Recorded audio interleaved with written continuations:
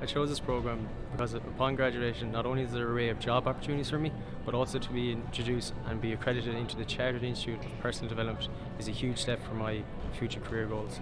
Not only from that, to have the opportunity to learn from lecturers who are experts and passionate about their specific fields is great to get insight into the real working world.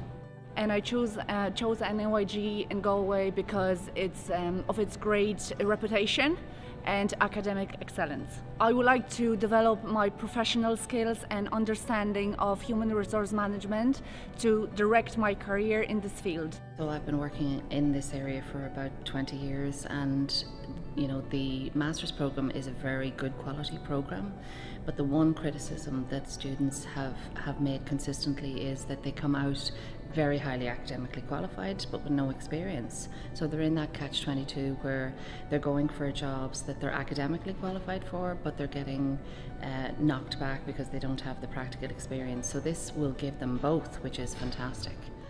As I'm from India, I have been aware about the business society in my country, but things completely change when you are an international student. So getting into an internship even before completing your post-graduation is something that would make me stand out after doing my postgraduate.